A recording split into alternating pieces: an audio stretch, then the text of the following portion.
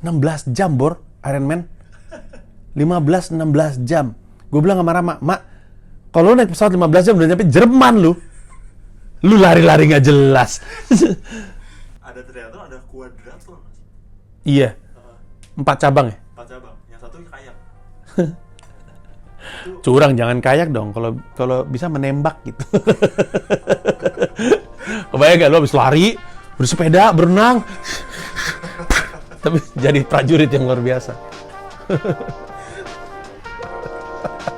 Lucu banget.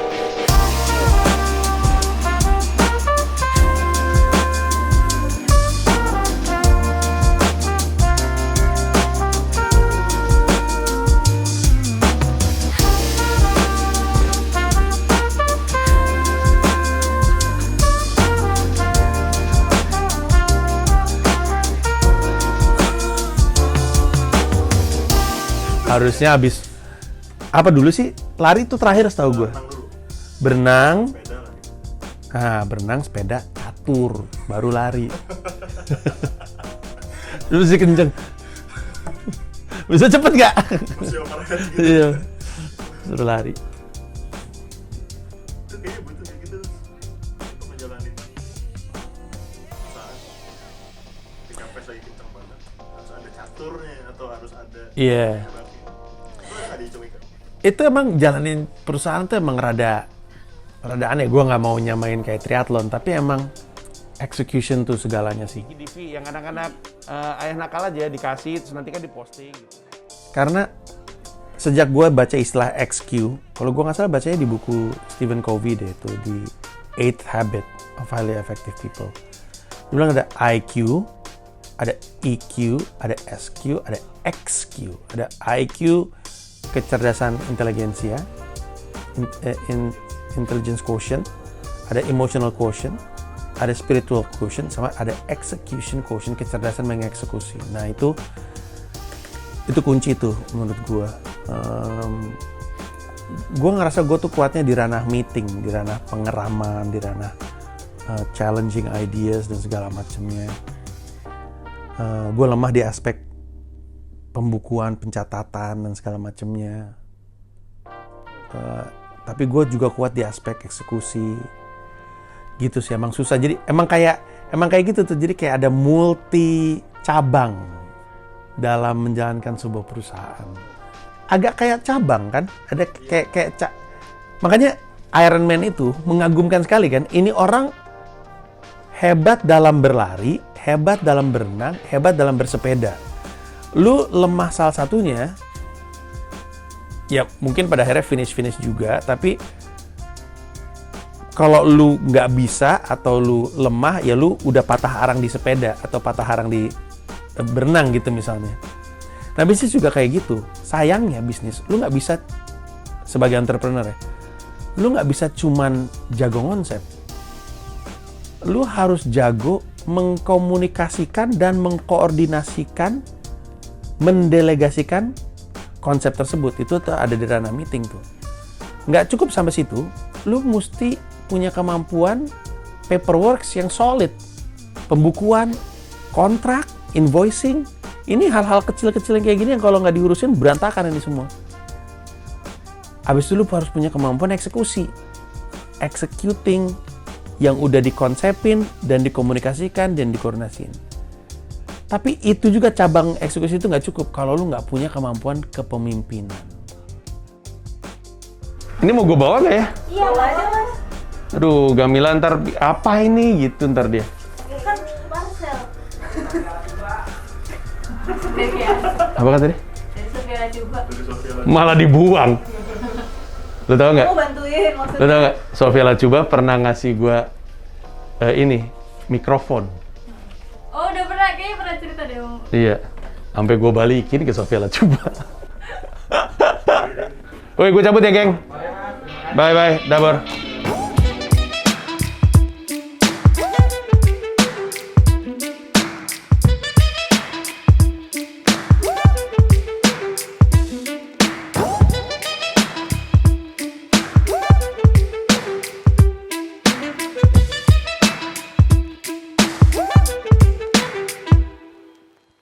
biasanya tuh saya suka dapat pertanyaan seperti ini. Nanti juga kita ada kesempatan untuk ngobrol. Tapi biasanya saya sering mendapatkan pertanyaan seperti ini. Pertanyaannya adalah, hubungannya apa personal branding dengan misalnya achieve target gitu? Buat apa personal branding tapi nggak achieve target? Nah, biasanya kalau pertanyaan ini nyampe ke saya, sekali lagi, belum tentu ini yang terjadi di BRI karena saya nggak tahu sistemnya seperti apa, apakah ada target atau apapun, tapi pertanyaan ini sering muncul. Nah, saya selalu bilang, kayaknya yang kita mesti ubah tuh paradigmanya. Achieve target tuh bukan tujuan. Achieve target itu dampak dari kita melakukan pekerjaan kita dengan baik. Karena kalau misalkan targetnya atau tujuannya adalah achieve target, sebenarnya kalau kita pikir-pikir, ada banyak jalan pintas. Dan jalan pintas itu bukan sesuatu yang kita inginkan. Karena alasan kenapa kita sebagai bagian dari sebuah marketing team, marketing representatif, punya personal branding, adalah karena yang diharapkan adalah relationship. Kita nggak pengen transaksional gitu. Kita nggak pengen hubungan kita dengan klien tuh cuman kalau ada maunya aja. Bisa, tapi itu yang jadi reputasi yang kebentuk di benak kliennya. Kliennya akan ngerasa, nih orang mah ngubungin gue kalau misalkan ada maunya aja. Nih orang mah ngubungin gue kalau misalkan lagi ada produk baru yang mau dijual ke gue gitu. Kalau misalkan lagi nggak ada apa-apa, gue nggak dihubungin gitu. Nah kan bukan itu yang kita inginkan. Yang kita inginkan kan relationship. Dan sebagaimana relationship seperti biasa, itu dibangun dengan kepercayaan. Kita jadi dekat sama seseorang karena kita percaya sama dia. Kita dekat sama seseorang karena dia selalu ada untuk kita gitu. Nah, kalau memang kita ingin sesuatu yang jangka panjang, kalau kita pengen menciptakan pelanggan dan bukan cuma pembeli, maka kita harus bangun relationship-nya. Dan relationship itu dibangun berdasarkan reputasi. Dan reputasi itu kebentuk dari personal branding. Nah, balik lagi menjadikan target sebagai dampak timbang tujuan, ini tuh sesuatu yang sebenarnya sangat mendasar. Banyak orang suka nanya sama saya, Bang Panji gimana caranya punya uang banyak? Gimana caranya kaya raya? Saya selalu bilang, kaya raya itu jangan jadi tujuan. Kaya raya itu dampak dari kita melakukan sesuatu dengan sangat baik. Fokusnya tuh di apa nih yang kita bisa lakukan dengan sangat baik. Bidangnya apa? Apa yang saya bisa lakukan supaya bidang itu saya bisa pelajari dan membuat saya ilmunya jadi lebih baik sehingga saya lebih oke dalam mengerjakannya. Fokusnya jangan di kaya rayanya, karena kalau misalkan kaya raya menjadi tujuannya, banyak jalan pintasnya. Uang banyak jalan pintasnya. Nyuri, nipu, korup, itu jalan pintasnya. Itulah yang terjadi kalau uang adalah tujuan. Tapi kalau uang banyak adalah dampak dari kita melakukan sesuatu dengan sangat baik, maka kita akan fokus pada pekerjaan kita. Banyak orang suka ngomel soal urusan ranking kan di sekolahan kan. Sama juga. Ranking itu bukan tujuan. Orang tua tuh harusnya berhenti menganggap ranking adalah tujuannya. Ranking itu dampak dari anak-anak memahami pelajarannya dengan baik. Dari anak-anak suka dengan apa yang diajarkan. Dari para guru tahu gimana caranya bikin anak-anak tertarik dengan pelajarannya. Kalau fokusnya ada pada kemampuan untuk kita belajar dengan baik, kemampuan kita memahami pelajaran dengan baik, ranking akan datang dengan sendirinya. Tapi kalau ranking dijadikan tujuan, ya ada banyak jalan pintas. Nyontek salah satunya, beli, ijazah kan suka beli kan di sebuah kampus gitu. Bahkan ada juga yang beli ijazah SMA gitu. Ada banyak jalan pintasnya. Jangankan gitu deh. Sebagai orang yang sering diundang oleh brand untuk kadang-kadang diminta kemampuannya untuk menyusun strategi gitu ya, sebuah campaign. Saya sering ketemu sama klien yang bilang gimana caranya biar campaign kita viral, kata dia gitu. Saya selalu bilang, viral tuh jangan dijadikan tujuan. Karena kalau misalkan viral menjadi tujuan, ya gampang. Gampang, ada banyak caranya. Bikin aja warga Indonesia ngamuk, viral juga tuh. Lakukanlah hal-hal yang tidak semestinya, viral juga. Viral itu jangan dijadiin tujuan, viral itu dampak dari kita punya marketing campaign yang bagus dan unik. Nah, inilah paradigma baru yang harusnya ada di benak kita semua, teman-teman. Jadi, achieving target jangan dijadikan tujuan. Achieving target adalah dampak dari kita ngasih value kepada nasabah-nasabah kita, ngasih manfaat kepada nasabah-nasabah kita. Target itu tercapai karena kita punya relationship yang baik sekali dengan nasabah-nasabah kita.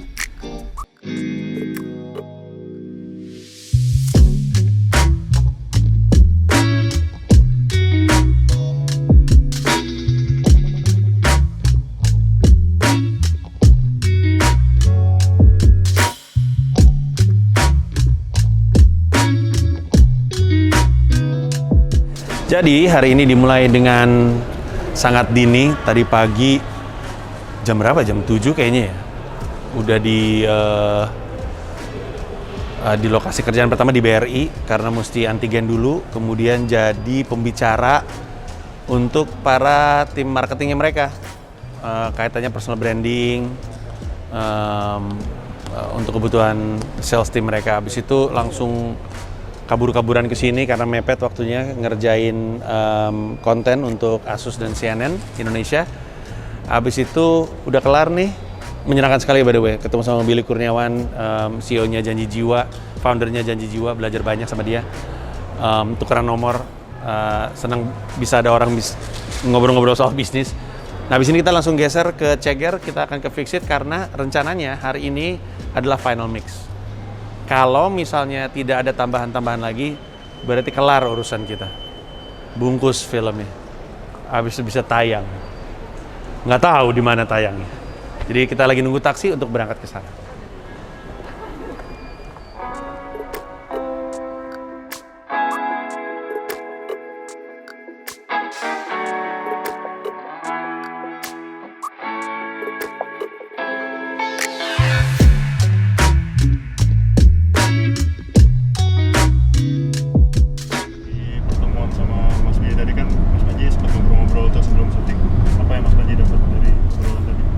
Ternyata bisnis kopi sama bisnis komedi nggak terlalu jauh berbeda secara prinsip berbisnis.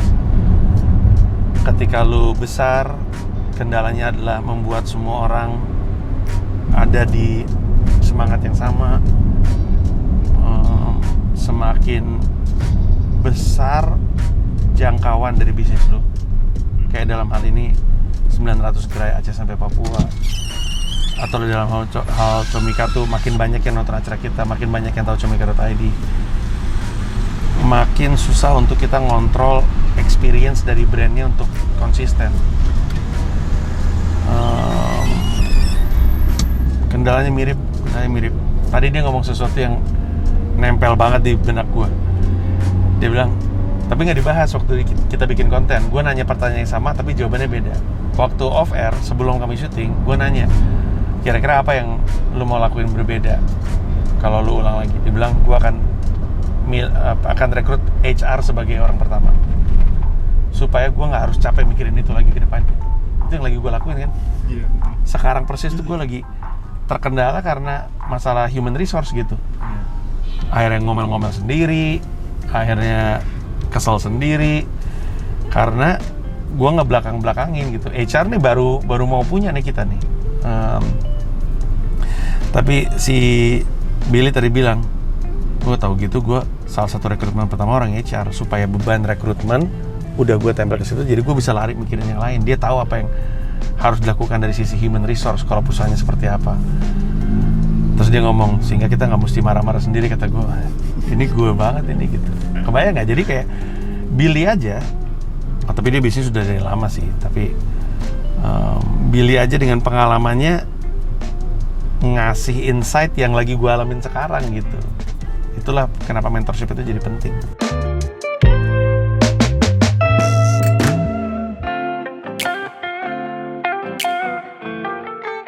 Ada joke gue dari tahun 2012, ingat gue, karena gue ingat pernah gue bawain di Merdeka Dalam Bercanda. Ini dia materi stand up ini. Beruncing kan? Itu yang kita tahu. Gue tarik mundur. Ada bisa jawab nggak? Indonesia lawan penjajah pakai senjata apa? Gue baca captionnya. Kan? Itu yang kita tahu, tapi kan nggak mungkin dong. Bener nggak? Mungkin nggak Indonesia lawan penjajah pakai bom beruncing? Nggak mungkin lah. Fajar Belanda gitu, bom beruncing Belandanya dari jauh, tar si mati gitu. Boro-boro nyampe untuk bisa nusuk, selemparan juga kagak ditembak. Kan nggak mungkin kan? Gue udah di level lelah sekali. Nih, ini ya. Orang ini kan bilang gue nggak menghormati pejuang.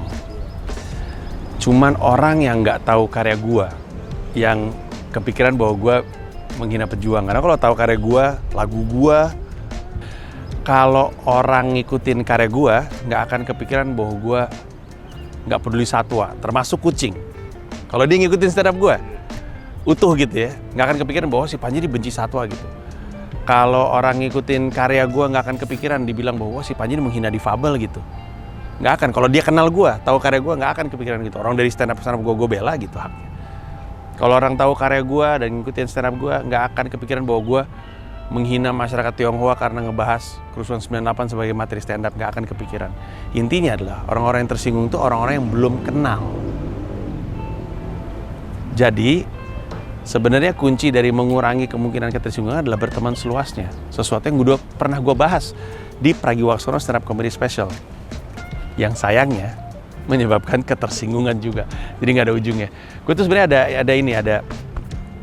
ada draft tweet yang belum gue posting. Tulisannya gini. Kadang-kadang gue mikir dunia itu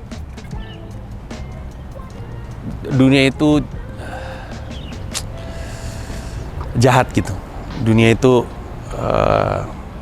senangnya berkesimpulan utuh atas informasi sepotong. Dunia itu maunya memaki, dunia itu maunya menghardik, dunia itu maunya menyalahkan. Sekarang kadang suka bikin sedih sendiri, suka bikin kesel sendiri, bikin depresi.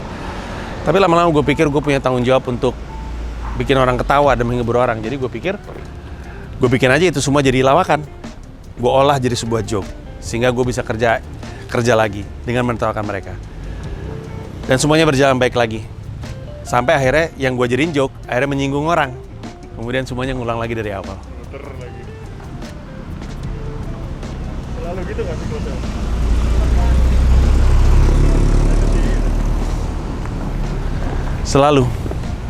Selalu gitu siklusnya.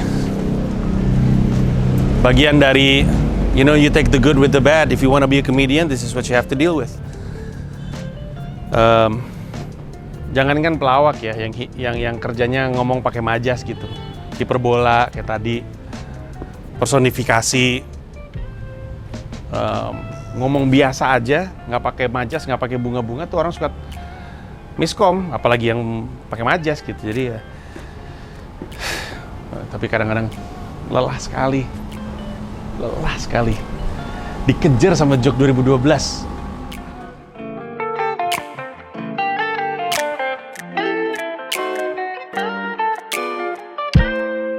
Selesai udah perjalanan panjang hari ini dari pagi sampai barusan buka puasa. Kita udah kelar preview final mix. Habis ini pulang. Besok gue nggak ngambil kerjaan karena anniversary pernikahan gue dan Camilla.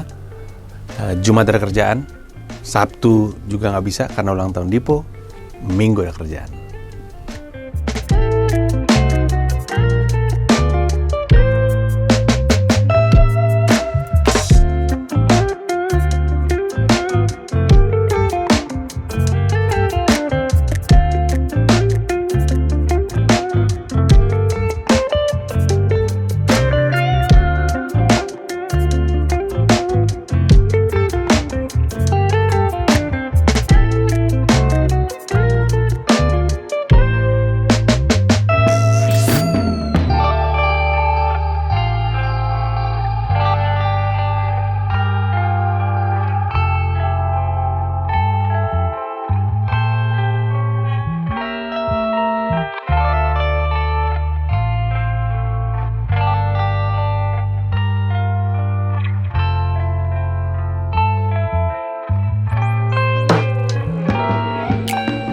Untuk yang nonton vlog, ini digimikin sama Borneo. Gue lagi nanya sama dia, mau ngerjain di mana? Terus Panji jalan keluar gue. Hari Minggu ngerjain konten demi Zawin alias Ikram. Dapetinnya susah bener tuh orang. Tapi akhirnya berhasil dapat untuk pita kuning, berhasil dapat untuk YouTube gua, respect. Ceritanya seru-seru lagi. Gue sih nggak sabar nonton spesialnya ya, karena orang kayak Zawin ya yang hidupnya kaya akan pengalaman tuh pasti banyak yang mau diomongin di spesialnya. Dan ketika dia bilang dia masih belum nemu alasan untuk pulang, itu tuh dalam sekali itu. Sangat Iya, kontemplatif. betul, kontemplatif sekali. Belum nemu alasan untuk pulang. Sehingga dia harus masih Iya, mencari. terus pindah. Dan menarik gitu kayak hidupnya. Bangun gitu di sebuah kota, kemana ya gua? Ngopi ke Padang berangkat ngopi ke Padang. Enak banget. Dan yang temennya beli rokok di Lampung. Respect bener. Lagi iseng ngapain ya? Labuan Bajo, ketemu Uus. Kocak banget tuh kehidupannya dah. Tapi menarik sih. Menarik sekali. Dan karena abis ngobrol di Pita Kuning, jadi tahu latar belakangnya kenapa orangnya seperti itu ya. Ternyata jadi kenal dia waktu dari SD, SMP, SMA-nya seperti apa, kerasnya kehidupannya, kerasnya pendidikannya. Jadi ada tambahan perspektif. Jadi ketika gue ngobrol sama dia, dia ngobrol sama gue, jadi lebih jelas kenapa ini datang gitu, dari mana datangnya. Kritisnya dia gitu. Hari Minggu tuh ibaratnya hari orang istirahat. Gue pakai, tapi itu karena kemarin-kemarin gue juga nggak kerja kan. Kamis kan gue nggak bisa kerja. Sabtu juga gue nggak kerja. Ceritain dong Mas, kenapa itu? Nggak kerja tuh ada apa, event apa? Dalam 1 tahun ada hari-hari yang gue nggak mungkin kerja, nggak mungkin. Kalau tiba-tiba ada kerjaan biasanya gue nggak mau, dan sering kejadian gue nggak mau. Tanggal-tanggal gue nggak kerja adalah tanggal pernikahan 6 Mei, ulang tahun Gamila 18 November, ulang tahun Dipo 8 Mei, ulang tahun Shira 20 November, ulang tahun gue kadang, tapi gue nggak terlalu peduli sama ulang tahun gue sendiri, jadi kadang-kadang gue masih ambil kerjaan. Tapi kadang gue kosongin karena kadang keluarga punya rencana di ulang tahun gue. Dan tahun baru gue nggak ngambil kerja. Semua tanggal-tanggal itu gue kosongin karena pada tanggal itu, sama weekend setelahnya. Jadi ulang tahun Gamila dan weekend setelahnya, ulang tahun Dipo dan weekend setelahnya. Jadi kalau ulang tahun Dipo jatuhnya di hari Rabu, weekendnya kosongin salah satu hari, kalau nggak Sabtu Minggu. Kalau ulang tahun Shira jatuhnya di hari Selasa gitu misalnya, weekend setelahnya dikosongin. Karena biasanya perayaannya keluarga itu di weekend. Itu gue kosongin karena gue pengen memastikan bahwa sesenang-senangnya gue melakukan pekerjaan gue pengen tetap punya waktu untuk keluarga gue. Kenapa hari ulang tahunnya harus kosong? Karena zaman nggak pandemi, itu tuh anak-anak tuh kalau ulang tahun tuh kultur sekolahnya itu lu datang ke sekolah bawa kue, potong kue, bagi-bagi ke murid-muridnya, tiup lilin, nyanyi, bagi-bagi ke muridnya, bagi-bagi ke guru terus pulang. Yang mana kalau gue nggak ada, itu semua dilakuin sama Gamila sendiri, dan ribet loh. Ribet untuk bawa kue, bawa plastik isinya paper, piring kertas, terus sendok dan segala macamnya, bawa gelas-gelas, bawa minuman. Aduh, itu ribet kalau Gamila sendiri kan. Dan gue nggak mau Gamila kelihatan kayak single parent kan, jadi pasti gue kosongin tuh sama weekend setelahnya. Kalau tanggal pernikahan, karena walaupun nggak ada acara khusus, gue pengen hari itu gue adalah suaminya Gamila. Jadi apapun yang Gamila butuh dari gue tuh ada. Karena dulu Gamila pernah bilang, masa aku harus minta jadwal kamu ke manajemen dulu untuk bisa ada waktu sama kamu gitu. Dulu pernah kayak gitu. Tapi itu ngomongnya sambil marah gitu. Tapi itu membuat gue berpikir bahwa ya kan gue pelawak juga, pembina yayasan juga, orang tua juga, tapi gue suami juga. Jadi role itu tuh penting. Kayak kemarin waktu ulang tahun Mila, dia butuh apa dari gue, ya udah itu gue lakuin untuk dia. Dia butuh gue ngantar dia ke salon, nemenin dia ke salon, belanja baju. Dia mesti ada pemotretan, tapi karena dia di salon, dia mesti buru-buru. Akhirnya gue yang belanja. Gue di toko baju ngasih lihat aksesoris, terus gue gini. Ada gue foto-fotonya. Kata Gamila, coba dilihat, coba ditempelin ke kuping kamu biar kelihatan ukurannya kayak gimana di mall gitu. Gue gini anting-anting, liatin ibu-ibu gitu. Ganti anting-anting gini. Kalungnya cobain di badan, kalungnya gue cobain di sini. Topi. Nih gue kasih lihat nih. Ya, role gue sebagai seorang suami, itulah peran gue. Nih tuh, lihat, pakai topi perempuan, biar kelihatan ukurannya. Anting, biar kelihatan kayak gimana ukurannya tuh. Tuh, anting gue tunjukin kecil dan besarnya segala macam. Tuh, kalung. Karena hari itu saya adalah suaminya Gamila. Dan hari itu juga gue nyiapin ada surprise gitu, gue nyiapin bunga untuk Mila. Terus pas buka puasa gue nyiapin, Gamila kan seneng banget Korean barbecue. Gue ada di Korea yang dimakan Korean barbecue, gue lagi di LA yang dicari Korean barbecue, gue lagi di Jepang Korean barbecue. Jadi gue pengen, dan kami suka makan di sebuah restoran Korea gitu namanya Magal gitu. Terus gue bikin Magal di rumah. Jadi orangnya datang, ada alat bakarnya, dagingnya, terus bakar di rumah gitu. Sampai ke tatakan-tatakannya Magal gitu, jadi benar-benar kayak Magal restoran tapi di rumah gue gitu.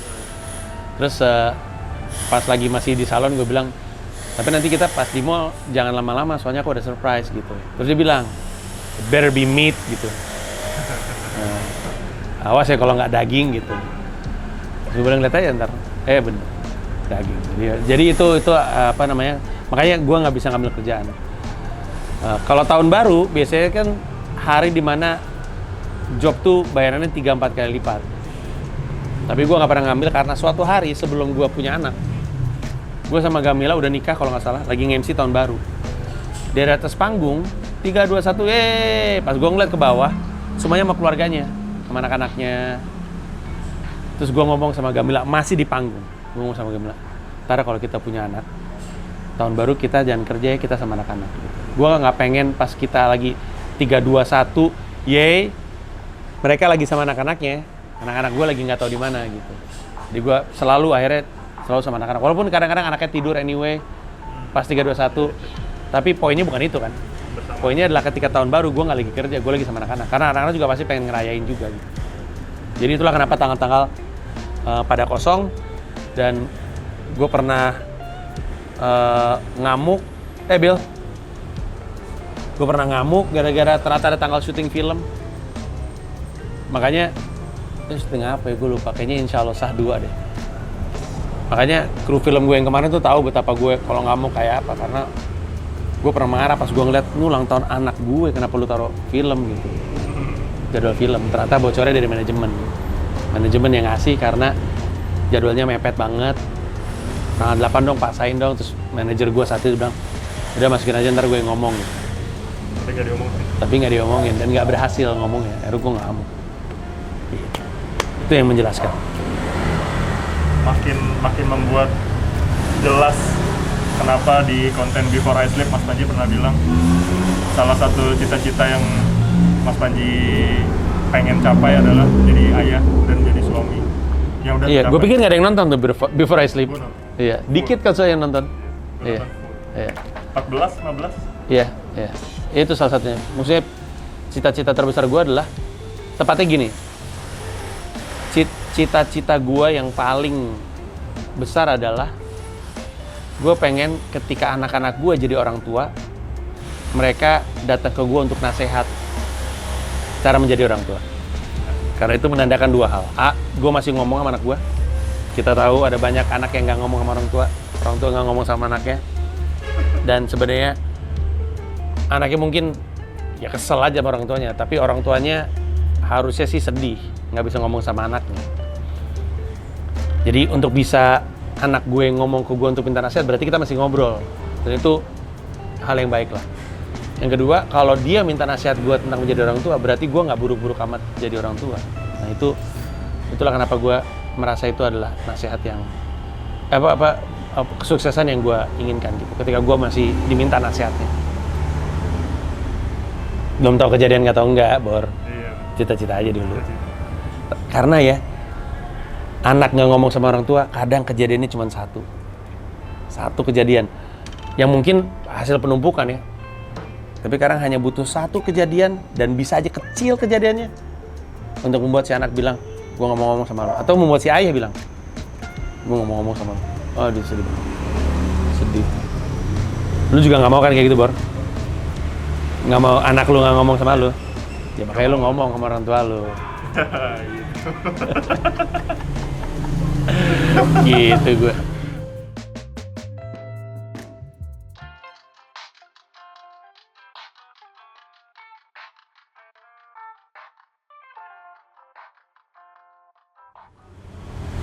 Ngomong-ngomong soal menjadi orang tua berarti kan soal mengasuh. Yayasan ini kan juga salah satu bentuk asuhan. Ya. Kenapa yayasan ini jadi penting untuk Mas Panji? Penting untuk diasuh. Gue baru sadar ya. Belakangan ini gue baru sadar. Nol jumlah orang yang terlibat di Pita Kuning sejak hari pertama yang masih ada di Pita Kuning hari ini. Tinggal gue. Itu untuk menggambarkan betapa lamanya gue di sini. Gue ada dari pertama kali yayasan ini berdiri. Hari ini gue masih di sini. Orang datang dan pergi. Padahal gue nggak ngerti banget kanker. Setelah Pita Kuning jalan sekian lama, dari tahun 2007 sampai sekarang, dan 2006 bahkan dalam bentuk komunitas, masih banyak banget tentang kanker yang gue nggak tahu. Tapi dari begitu banyak orang yang terlibat di Pita Kuning, gue salah satu yang bertahan. Karena Steny nggak aktif dari awal langsung. Steny ada di Hard Rock FM waktu itu, tapi ini ide gue sebenarnya. Gue yang waktu itu datang ke Darmais, gue yang waktu itu bawa ide ini ke Hard Rock FM. Ketika akhirnya ngumpul dan bikin komunitas, gue yang diminta jadi pembina. Dan kadang-kadang kalau gue pikir-pikir, kenapa gue masih di sini? Karena nggak gampang loh. Gue pernah bilang, jalanin yayasan Pita Kuning itu tersusah yang pernah gue lakukan seumur hidup. Dibanding apapun, dibanding world tour, dibanding bikin karir, dibanding Comika, perusahaan yang lagi gue jalanin, Pita Kuning ini paling susah. Paling susah, tapi gue masih di sini dan nggak tahu kanker padahal. Nggak tahu tuh kenapa.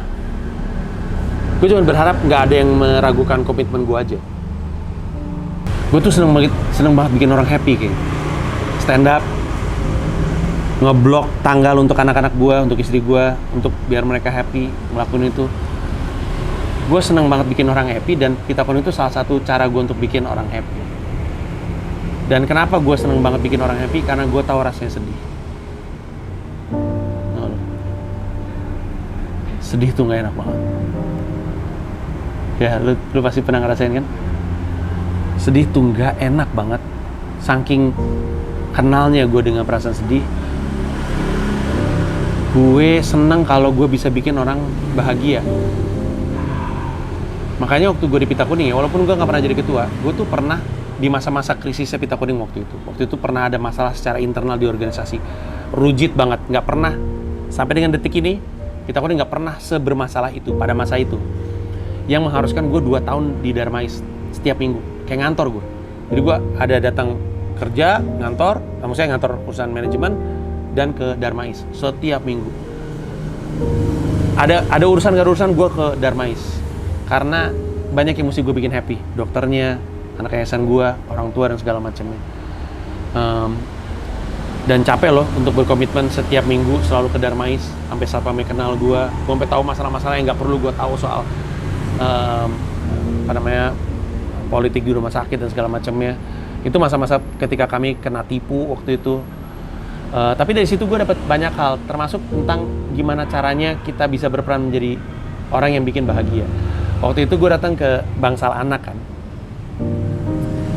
terus nontonnya sinetron. Kan gue nanya kan, ibu kan sedih tiap hari, kenapa nonton ini kan sedih, ngeliat orang dipukul dan segala macamnya, siram sinetron kayak gitu, siram air segala macam, ada banyak orang jahatnya, terus kita kadang-kadang suka maki-maki. Terus ibu-ibu ibu-ibu pasien bilang gini, karena kami tahu Mas Panji sesedih-sedihnya itu pasti ujungnya bahagia. Gue langsung buset. Orang tua ini walaupun hidupnya sedih, mereka nonton sinetron karena mereka tahu gue di sini untuk nunggu dia bahagia. Karena kalau orang yang kayak gitu kehidupannya bisa sampai bahagia di ujungnya, mungkin ada harapan untuk gue juga. Dan kadang pada akhirnya bahagianya tuh tidak datang dari anaknya sembuh, tapi kerelaan dia untuk ngelihat anaknya pergi. Gue masih mau nangis sekarang mikirin. Lu gak ada bayangan pasti rasanya dipeluk orang yang nggak lu kenal. Karena dia habis kehilangan satu-satunya anak laki-lakinya. Dan karena dia kenal gue adalah bagian dari yayasan ngebantu dia dan anaknya bertahun-tahun. Jadi anaknya udah clear sebenarnya, udah bersih. Tapi kan gitu ya, kanker mesti nunggu 5 tahun. Kalau muncul lagi berarti relapse. Nah, biasanya kalau relapse itu susah banget. Nah, anaknya udah sempet bahagia karena hilang, terus muncul lagi, terus ngulang lagi, terus gitu akhirnya nggak kuat. Terus dalam masanya si bapak ini hidup nolongin anaknya, yang dia lihat tuh cuman anaknya, dokter-dokter, dan pita kuning. Sehingga ketika dia ngeliat gue, dia cuman mengenali gue sebagai bagian dari pita kuning. Dipeluk gue, sampai nangis. Dia nggak ngomong, gue nggak tahu mau ngomong apa. Gue akan berpura-pura kalau gue ya saya ngerti perasaannya nggak mungkin. Tapi dipeluk oleh seorang ayah yang kehilangan anak lakinya, gue kan punya anak laki ya. Sebegitu lamanya nangis dan cuman ngomong anak putraku, putraku, putraku, putraku, putraku. Yang kayak gitu-gitu tuh yang bikin lu gak bisa pergi. Itu cukup untuk membuat gue terus sampai sekarang. Nah, gue gak jamin gue akan terus ada di pita kuning, gue juga gak tahu. Tapi untuk saat ini, dengan semua yang terjadi di pita kuning, dengan semua beratnya, gue masih di sini mungkin karena itu juga. Karena gue ingin terlibat, walaupun gue gak ngerti kanker, tapi gue ingin terlibat untuk bikin orang bahagia. Dan pita kuning adalah jalan. Selain gue pengen ngajarin orang bahwa dalam hidup lu tuh harus punya banyak layer. Lu mungkin adalah seorang customer service di sebuah bank, yang juga adalah seorang ibu, yang juga adalah seorang istri. Tapi lu masih bisa naruh layer lagi, layer kegiatan sosial, apapun itu. Karena akan selalu ada orang yang butuh kita di Indonesia. Kalau lu dari kalangan yang menang di sistem ekonomi ini, distribute your wealth for others. Kelebihan lu, kelebihan waktu lu, kelebihan tenaga lu, kelebihan kreatif lu, kelebihan expertise lu, kelebihan uang lu, distribusiinlah kepada yang kekurangan. Gak harus kanker anak, apapun itu. Gak harus kanker anak. Tapi kalau kita semua punya layer dalam kehidupan kita, yaitu layer kehidupan sosial, dunia ini akan lebih baik lagi dan kelak kita nggak akan mempermasalahkan kapitalisme karena yang menang selalu ngebantu yang kalah. Nah, itu adalah salah satu alasan kenapa gue juga masih bertahan. Karena gue pengen bilang sama orang bahwa si Panji ini dengan semua yang dia lakukan, dia masih punya kehidupan sosial. Dan kalau Panji bisa, harusnya yang lain bisa. Dan percaya sama gue, sesedih-sedihnya lo dalam hidup, lu kadang menghakimi diri lu sedih banget, gue jamin deh ada masa-masa di mana lu kadang-kadang mau menyerah dalam hidup, lu nggak habis pikir kenapa hidup seperti itu, lu pengen selesai hidup, tapi gue jamin ada yang lebih sedih daripada lu. Dan pada momen lu sadar lu di hidup lu yang terpuruk seperti itu ternyata masih bisa ngebantu orang lain yang lebih sedih daripada lu akan lebih menghargai hidup lu dan mungkin lu nggak akan lagi kepikiran untuk ngelakuin apapun terhadap nyawa lu gitu. Helping others makes us happy. Dan kalau itu ngerasa terdengar sebagai sesuatu yang egois, sesungguhnya itu enggak.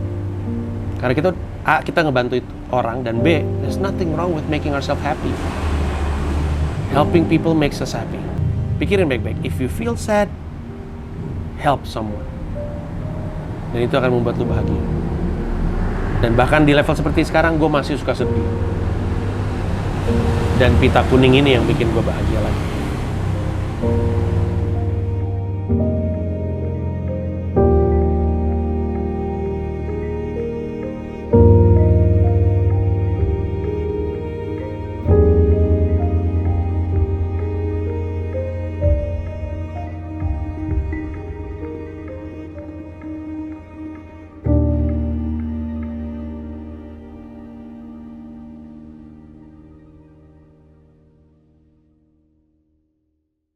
Terima kasih udah nonton video ini dan juga terima kasih udah subscribe kanal YouTube gua. Gua mau ngasih tahu bahwa gua membuka YouTube membership dan ada 3 jenis penawaran.